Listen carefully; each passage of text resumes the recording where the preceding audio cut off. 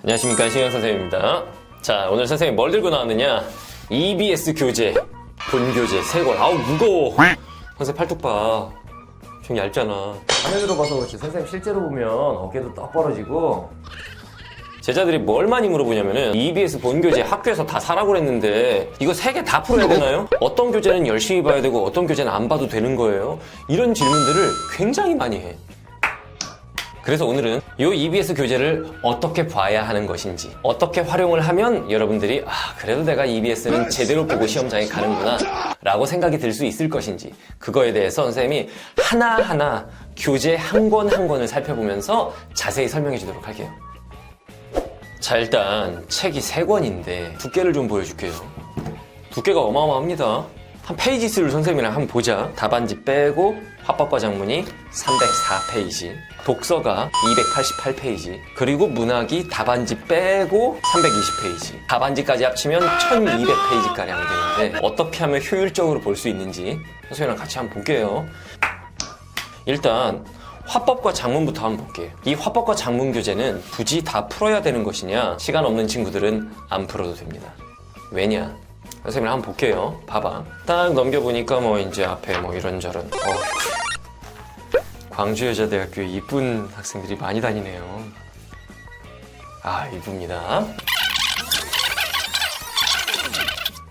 자, 일단 교과서 개념 익히기라는 부분이 나오는데 한번 보자. 화법과 장문의 본질과 태도, 내용이 화법이나 장문에서 알아야 되는 개념들이 좀 나오거든. 이게 과연 문제 풀 때 실질적으로 도움이 되는 내용들이냐? 선생님이 언뜻 봐도 그렇지 않습니다. 문제 풀 때 큰 도움이 되는 내용은 별로 없어요. 왜냐면 화법과 장문의 태도 봐봐. 화법과 장문의 사회적 책임을 인식하고 의사소통 윤리를 준수하는 태도를 지닌다. 당연하지. 이건 너무 상식적인 내용들이 여기 써 있어가지고 여러분들 알죠? 화법이나 장문은 개념으로 승부 보는 파트가 아닙니다. 화법 같은 경우에는 지문 유형별 독해법을 알고 있느냐, 장문 같은 경우에는 문제 유형별 풀이법을 알고 있느냐가 관건인 거지, 이런 내용적인 측면의 개념을 공부한다고 해서 점수가 오르진 않아. 저작권이 뭔지 이런 것들 설명이 되어 있는데 이런 부분은 사실 점수와 직결되는 그런 부분은 아닙니다. 그리고 문제들도 이렇게 딱 보면은 문제가 수능형으로 나온 게 아니라 뭐를 이음절로 쓰시오, 주관식으로 이렇게 나옵니다. 나의 기억과 니은에 공통으로 들어갈 말을 쓰시오. 그래서 초반부에는 별로 그렇게 의미가 없는 내용들, 굳이 풀지 않아도 되는 내용들이 쭉 나옵니다. 뒷부분에 이제 개념 나오는 것도 마찬가지예요. 뒷부분도 보니까 이게 이제 문제 풀 때 직접적으로 관련이 있는 내용들은 별로 없습니다. 여기도 보면은 OX 문제가 들어있고 기억과 니은에 들어갈 말은 이런 거 채우게 돼 있는데 수능형 문제를 풀어야죠, 여러분들은. 수능형 문제. 수능에는 이런 주관식 문제가 나오거나 OX 문제가 나오지 않잖아요. 장문 파트도 보니까 마찬가지야. 그리고 이제 뒤에 가면 이제 적용학습이라고 해서 수능형 이런 객관식 문제들이 출제가 되는데 이 문제들도 사실은 어떻게 되는 거냐면은 EBS에서 매년 수능이 끝나고 나면 연계율에 대해서 발표를 합니다. 그때 이 부분을 뭐라고 EBS에서 발표를 하냐면 첫 번째, 문항 아이디어 활용. 그게 무슨 뜻이냐면은 여기 고쳐쓰기 문제가 있었어. 수능에 고쳐쓰기 문제 나왔어. 봤지? 문제 유형 똑같잖아. 이런 식인 거야. 자기소개서 초고에 반영된 것만 고르시오. 문제 유형 봤지? 수능에도 이런 문제 유형 나왔지? 봐봐. 똑같이 나오잖아. 이런 식인데 사실은 그런 거는 어느 문제집에는 없니? 다 똑같아. 그리고 지문의 내용이 연계가 되는 경우도 있긴 있어. 화법 지문이나 장문의 제시문, 내용이 연계되는 경우도 있는데 화법 장문이 지문의 내용 자체가 그렇게 어려운 그런 영역은 아니기 때문에 내용이 연계된다고 해도 여러분들 시험장에서 잘 못 느끼고 그 연계성을 못 느끼면서 문제를 풀었다고 해도 문제 푼다고 다 틀리는 것도 아니야. 무슨 말인지 알겠죠? 그래서 선생님이 보기에는 화법과 장문은 시간 없는 학생들은 굳이 EBS에 목맬 필요는 없겠다. 알겠죠? 자, 그 다음에 언어 파트 한번 볼게요. 언어 파트라고 하는 게 이제 문법 영역을 말하는 건데 원래는 언어와 매체지, 정확한 과목명은 언어와 매체인데 올해 수능까지는 매체 파트를 출제하지 않는다. 그래서 언어 영역만 출제를 한다. 언어 영역이라고 하는 게 바로 문법이거든. 그래서 교과서 개념 익히기 이렇게 개념들이 나오는데 개념 부분은 이거 한번 읽을만 합니다. 그런데 여기 나오는 개념이 특별한 개념이 아니에요. 모든 문법 책에는 이런 개념이 다 나와 있어. EBS에만 있는 독특한 문법 개념이 선생님 보니까 있느냐? 없어. 그리고 앞부분 개념에 딸려있는 문제 보니까 다 객관식이 아니라 주관식 문제, 뭐 OX 문제 이런 식으로 제시가 돼 있거든. 수능형 문제들이 아닙니다. 수능에 출제되는 문법 문제가 어떤 식인지 여러분들 알고 있지. 수능에 출제되는 문법 문제는 개념을 적용하는 형태의 문제잖아. 보기 박스를 주고 내가 알고 있는 개념을 박스에 나오는 사례 또는 어떤 문법 항목에다가 조항에다가 적용할 수 있느냐를 묻잖아. 근데 이 앞에 나와 있는 문제들은 그렇지가 않아. 그리고 개념도 정리가 깔끔하게 정리한다고 한 것 같긴 한데 약간 산발적으로 돼 있어서, 산발적이라는 건 이런 의미야. 여러분들이 딱 봐봐. 공부하고 싶게 생겼어요? 그렇지는 않죠. 그래서 이 부분 같은 경우에는 여러분들이 문법 책을 하나 가지고 있다면 굳이 이거를 또 따로 읽어볼 필요는 없을 것 같아. 문제들도 마찬가지야. 물론 이 뒤로 넘어가면 이제 적용 문제라고 해서 이렇게 수능형 문제들이 나오는데 이 부분은 선생님이 보기엔 풀어보면 좋아요. 풀어보면 좋은데 내가 문법을 따로 공부를 해서 문법은 완벽하다. 그러면 굳이 EBS라고 해서 사서 풀 필요는 없겠다. 여기 나와 있는 문제들 역시 EBS에만 독특하게 수록된 문제들은 아니고 일반적인 문법 문제들이야. 무슨 말인지 알겠죠? 자, 이제 결론을 내려줄게요. 결론은 뭐냐? 이 EBS 수능 특강 화법작문 언어 같은 경우에는 시간이 되면 풀면 좋겠지만 시간이 안 되는 친구들은 안 풀어도 상관없다. 이거 안 푼다고 해서 수능 시험장 가면은 화작문에서 뭐 많이 틀린다. 그럴 일은 없을 거예요. 알겠죠? 자, 이번에는 EBS 수능 특강 독서 영역 한번 볼게요. 독서, 비문학이죠. 자, 안쪽으로 한번 봅시다. 안쪽을 보면 많은 선생님들께서 출제를 하시고 검토를 하셨네요. 여기 보면 학생 검토 명단이 있는데 이 중에 선생님 조교가 있습니다. 문혁준. 얘가 선생님한테 배운 제자이기도 하고 그리고 지금 선생님 조교를 하고 있는 친구예요. 이 친구가 자기가 검토를 했답니다. 그렇군요. 또 넘겨보니까 어이구 원광대학교. 이 친구들이 원광대 다니는구나. 어이구 뭐 스터디 카페 광고도 있고 한신대학교 광고도 있고 앞에 광고들이 좀 있네요. 자, 그리고 뒤에 보니까 이제 이 책의 특징과 구성 이렇게 쭉 나오는데 자, 목차 한번 볼까요? 교과서 개념학습이 나왔어. 그리고 이제 적용학습, 그리고 실전학습 이런 식으로 구성이 돼 있는데 이 교과서 개념학습의 정체가 뭔지 한번 선생님이랑 살펴보겠습니다. 자, 보니까 독서 영역에서 알아야 되는 어떤 개념을 좀 정리를 해놓은 것 같아.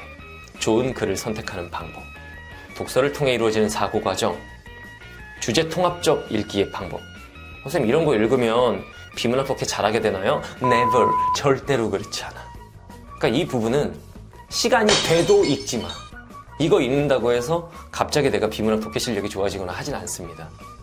그 뒤에 이제 확인 문제들을 보니까 OX 문제가 있어. 주관식 문제도 있고. 수능에 OX나 주관식 문제 나오나요? 안 나오잖아. 그러니까 이 앞부분은 좀 구성을 독특하게 해놨어. 뭐 문제 정도 객관식 형태로 출제되는 이런 문제 정도 푸는 거, 그리고 EBS 지문이니까 지문 분석적으로 한번 읽어보는 거, 이 정도는 이제 할 필요는 있을 것 같은데 여기에 있는 개념을 하나하나 외우듯이 볼 필요는 전혀 없겠다. 알겠죠? 적용학습이 나오는데 적용학습 보니까 인문예술 이렇게 영역별로 되어 있네요. 인문 분야의 글이 무엇이냐, 뭐 한번 읽어보면 좋을 것 같긴 합니다. 근데 이걸 읽는다고 해서 갑자기 인문 분야의 글을 잘 읽게 되거나 그렇진 않아요. 여기부터 이제 수능형 문제들이 나오는데 자, 여기서 중요한 거. 독서 영역 EBS 연계 70% 되느냐? 됩니다. 근데 문제는 뭐냐면은 독서 영역 같은 경우에는 EBS에서 연계 발표를 할 때 이렇게 발표를 하죠. 소재 차용 또는 지문의 어떤 핵심적인 내용 차용. 이게 무슨 말이냐면은 지문이 처음부터 끝까지 똑같은 지문은 절대로 출제되지 않아. 뭐 어떻게 나온다는 거야? 수능을 출제하는 교수님들께서 이렇게 지문을 한번 쑥 읽어보시고는 이거 내용 너무 괜찮은데? 그럼 이 내용을 한번 쭉 읽으시고 나서 본인이 글을 새로 다시 씁니다. 여기에 있는 글 자체를 그대로 따다가 문제 내지 않아. 절대로. 그래서 많은 친구들이 독서 영역 같은 경우에 시험장에서 연계 지문을 만났을 때도 이게 연계야? 내가 여기 나오는 이 말은 본 적이 있는 것 같은데 어디선가? 그냥 이 정도 느낌으로 문제를 풀게 되지. 그러니까 독서 영역도 직접적으로 똑같이 연계된다고는 볼 수 없다는 얘기지. 하지만 소재를 차용했을 때 내가 이런 말 어디선가 들어봤는데 라는 것만으로도 사실 문제 풀 때 조금은 도움이 돼요. 어떤 면에서? 여러분들 알잖아. 그러니까 내가 태어나서 완전히 생판 처음 보는 내용들을 읽을 때랑 그래도 이런 말 어디서 들어봤는데 이런 지문들을 읽을 때 일단 지문 읽는 느낌이 다르다는 거 여러분들 알고 있죠? 그러면 지문을 좀 더 익숙한 상태로 익숙한 느낌으로 읽게 되면 문제도 당연히 좀 더 수월하게 풀 수 있겠지. 알겠죠? 뒷부분에 보면은 이제 영역별로 이렇게 수능형 문제들이 쭉 나오네. 그러고 나서 이제 이 책 끝부분에 보니까 어떻게 돼 있냐면은 끝부분에 보면은 이제 실전이라고 해가지고 모의고사 형식으로 실전 학습 해가지고 이렇게 제시가 돼 있는데 이 부분도 푸는 게 좋을 것 같아요. 실전 학습까지 푸는 게 좋겠습니다. 자, 그럼 결론이 뭐냐? 이 EBS 수능특강 독서 영역은 풀어보는 게 좋겠습니다. 그렇다고 해서 막 문학작품처럼 막 씹어 먹듯이 본다 그런 정도는 아니고 그 정도까지는 아니고 그냥 한 번 정도 풀어보는 게 좋겠다. 그리고 틀린 문제가 있는 지문들은 다시 한번 틀린 문제의 답의 근거를 정확하게 잡아내면서 그 지문을 분석적으로 다시 한번 읽어보는 그런 형태로 보는 게 좋겠다. 이게 결론이에요. 알겠죠? 자, 이번에는 EBS 수능특강 문학 한번 보도록 하겠습니다. 사실 EBS의 꽃은 문학이죠. 왜? 한번 생각을 해봐. 화법작문 문법은 연계가 됐다 하더라도 여러분들이 그 연계성을 거의 느끼지 못한 상태에서 문제를 풀게 돼. 그리고 독서 영역, 비문학은 연계가 된다 하더라도 이거 어디서 본 적 있는 말 같은데? 이런 내용 어디선가 봤던 거랑 비슷한데? 이 정도 느낌으로 풀게 돼. 쉽게 말하면 화법작문 문법이나 독서 영역, 이 영역들은 수능을 출제하는 교수님들께서 연계를 한다 하더라도 그걸 똑같이 갖다 놓는 게 아니라 본인들이 글을 새로 써서 문제를 출제하신단 말이야. 그러니까 영어로 치면 간접 연계라고 할 수 있는 거겠지. 알겠죠? 그에 비해서 문학 같은 경우에는 그야말로 직접 연계. 왜? 원작을 훼손할 수는 없는 거니까.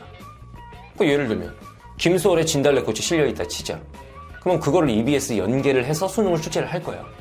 그럼 그거를 수능 출제하는 교수님들이 김소월의 할미꽃으로 바꿔야지. 이게 말이 되냐? 말이 안 되잖아. 원작을 훼손할 수 없는 게 문학이라고.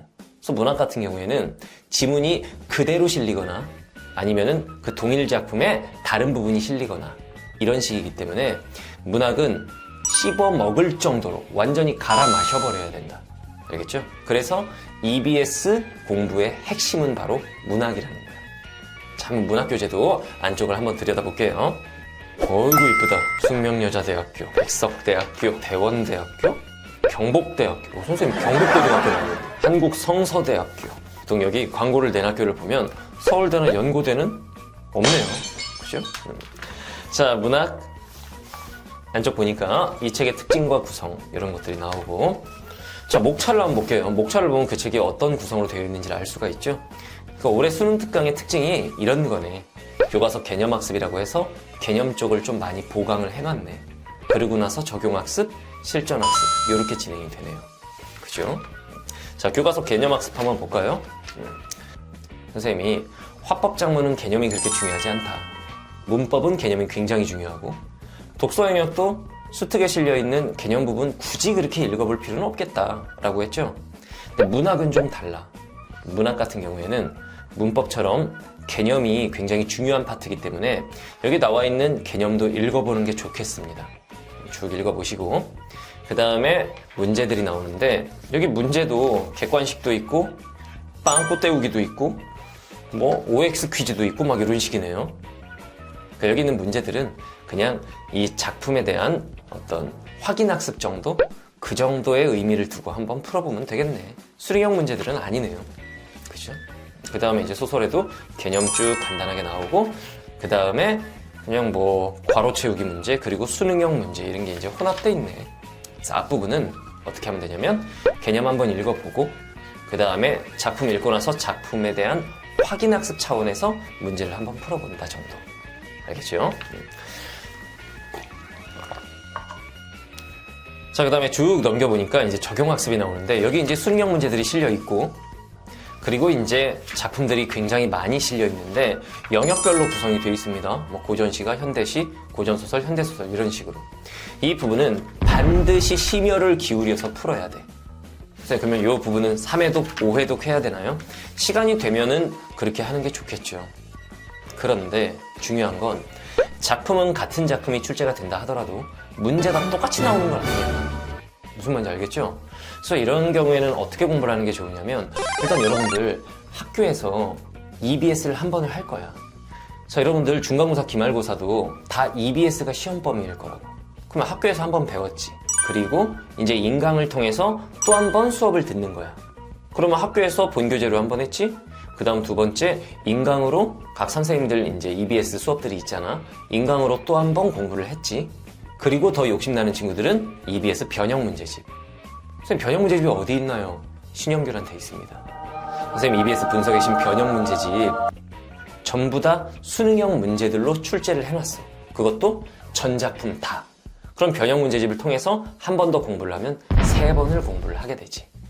그 정도 공부를 한 상태에서 시험장에 딱 가면 작품을 딱 봤을 때 이 작품 내가 EBS 수능특강에서 본 작품인데 이런 식으로 이제 기억이 날 거란 말이야. 그러면 당연히 어떤 효과가 있겠어? 첫 번째, 익숙하니까 심리적으로 안정이 되죠. 그 다음 두 번째, 한 번 봤던 작품이니까 지문 읽는 속도가 더 빨라지겠지. 그리고 세 번째, 문제 정답률도 당연히 높아질 수밖에 없겠죠. 무슨 말인지 알겠죠? 여러분들이 시험장에서 시험을 볼 때 실질적으로 연계성이 피부로 확 와닿는 건 문학 영역일 거야. 그러니까 문학 같은 경우에는 반복적으로 완전히 내 걸로 만들 때까지 씹어 먹어야 된다. 갈아 마셔버려야 된다라는 거예요. 무슨 말인지 알겠죠? 그 다음에 이제 쭉 넘겨보니까 적용학습 끝나고 나서 실전학습이 있네요. 모의고사 형태로 실전 문제들이 쭉 있는데 이 부분에 있는 작품도 연계가 될 수 있습니다. 그러니까 실전학습에 있는 작품들도 열심히 공부를 해둬야겠다라는 거죠. 알겠죠? 자, 그럼 결론이 뭐냐?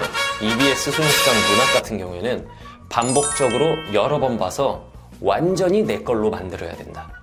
왜? 문학 영역이 체감 연계율이 가장 높기 때문에. 무슨 말인지 알겠죠? 자, EBS 어떻게 봐야 될지 알겠죠? 결론을 다시 한번 얘기해주면은, 자, 일단 화법, 작문, 언어. 이 교재는 시간이 되면 풀면 좋은데 시간 안 되면 안 풀어도 된다. 알겠죠? 그 다음 두 번째, 수능특강 독서. 이 교재는 한 번쯤은 풀어보는 게 좋겠다. 오케이? 그리고 세 번째, EBS 수능특강 문학. EBS 학습의 꽃은 문학이다. 이 문학은 반복적으로 봐서 완전히 내 걸로 만들어야 되겠다. 알겠죠? 오늘 선생님이 알려준 대로 EBS 공부하면은 EBS는 완벽하게 공부할 수 있을 겁니다. 자, 선생님도 EBS 분석의 신이라는 EBS 전용 강의를 또 준비를 해놨으니까 여러분들 이 본교재 보면서 선생님 분석의 신 강의까지 함께 하면은 EBS 학습 효율을 더 높일 수 있을 거예요. 알겠죠? 자, 파이팅 합시다.